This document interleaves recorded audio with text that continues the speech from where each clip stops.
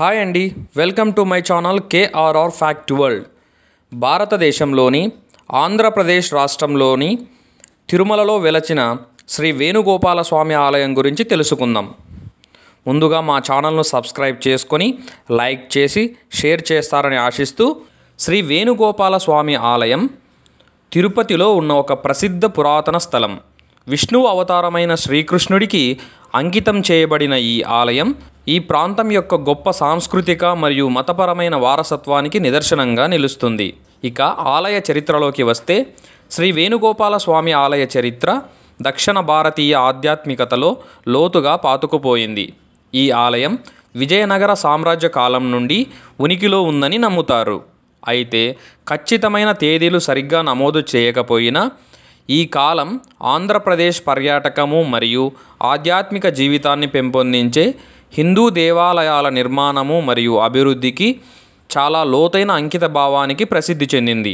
ఈ ఆలయం దక్షిణ భారత ఆలయ నిర్మాణంలో ప్రధానమైన ద్రావిడ నిర్మాణ శైలిని ప్రదర్శిస్తుంది.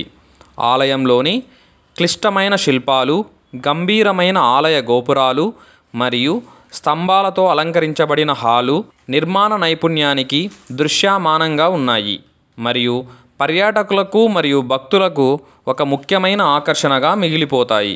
తిరుపతిలో పర్యాటకం ఎల్లప్పుడూ తిరుమల వెంకటేశ్వర ఆలయం చుట్టూ కేంద్రీకృతమై ఉంటుంది. ఆధ్యాత్మికత మరియు భక్తితో నడవబడుతుంది. అయినప్పటికీ సంవత్సరాలుగా శ్రీ వేణుగోపాల స్వామి ఆలయం వంటి చుట్టుపక్కల దేవాలయాలు సందర్శకులకు మంచి ఆదరణను పొందాయి. ఈ ఆలయంలో పర్యాటక చరిత్ర తిరుపతిని ఒక ప్రధాన పుణ్యక్షేత్రంగా అభివృద్ధి చేయడంలో ముడిపడి ఉంది. నగరం యొక్క మౌలిక సదుపాయాలు, మెరుగైన రోడ్లు, వసతి మరియు సౌకర్యాలు అభివృద్ధి చెందడంతో ఎక్కువ మంది యాత్రికులు తమ సందర్శకులను చుట్టుపక్కల దేవాలయాలను చూడడానికి ఆరంభించారు. నగరం యొక్క పర్యాటక ప్రదేశంగా సుసంపన్నం చేశారు. ముందుగా మనం ఇక్కడ తెలుసుకోవాల్సినది హతీరాం బావాజీ జీవిత చరిత్ర గురించి. ఉత్తర భారతదేశం నుండి శ్రీ స్వామి హతీరాం బావాజీ 600 ఏళ్ల క్రితం తిరుమలకు వచ్చి తిరుమలేశుని భక్తి శ్రద్ధలతో పూజించేవారు. బావాజీ భక్తికి మెచ్చి ప్రతినిత్యము శ్రీ వెంకటేశ్వరుడు బావాజీతో పాచికలాడుతూ ఉండేవాడు. ఈ ప్రాంతాన్ని పాలించిన నవాబు ఇది కట్టుకథ అని తేల్చాలని బావాజీని ఒక గదిలో నిర్బంధిస్తాడు. ఆ గది నిండా చెరుకుగడలు వేయించి ఒక రాత్రిలోపు ఈ మొత్తం చెరుకుగడలు తినాలని శాసిస్తాడు. బావాజీ శ్రీ వెంకటేశ్వర స్వామివారిని ప్రార్థిస్తాడు.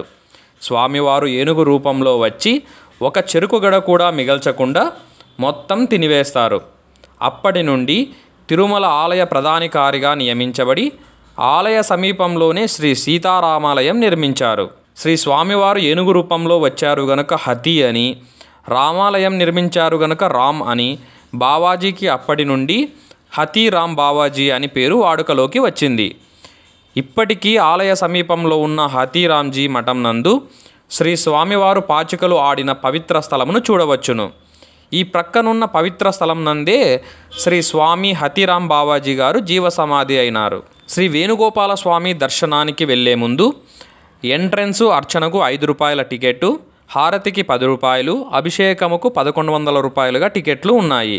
అలాగే ముందుకు వెళ్తే కుడివైపు శ్రీ వేణుగోపాల స్వామి టెంపుల్, ఎడమవైపు శ్రీ సంకటమోచన హనుమాన్ స్వామి టెంపుల్ ఉంటుంది.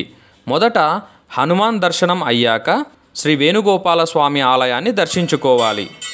అలాగే బయటకు వస్తే హతీరాం బావాజీ జీవ సమాధి ఉంటుంది. ఆ ప్రక్కనే శ్రీ వెంకటేశ్వరుడు బావాజీతో పాచికలాడిన స్థలం మనం చూడవచ్చును. శ్రీ వేణుగోపాల స్వామి ఆలయాన్ని సందర్శించుకోవాలనే వారికి రోడ్డు మార్గం చాలా సులభంగా ఉంటుంది. ఇది తిరుమల శ్రీ వెంకటేశ్వర స్వామి ఆలయం నుండి అతి సమీపంలో ఈ ఆలయం ఉంటుంది. ఇక్కడికి ఏపీఎస్ఆర్టీసీ బస్సులు, ట్యాక్సీలు అందుబాటులో ఉన్నాయి. ఈ ఇన్ఫర్మేషన్ మీకు నచ్చినట్లయితే మా ఛానల్ను సబ్స్క్రైబ్ చేసుకొని లైక్ చేసి షేర్ చేస్తారని ఆశిస్తూ ధన్యవాదములు.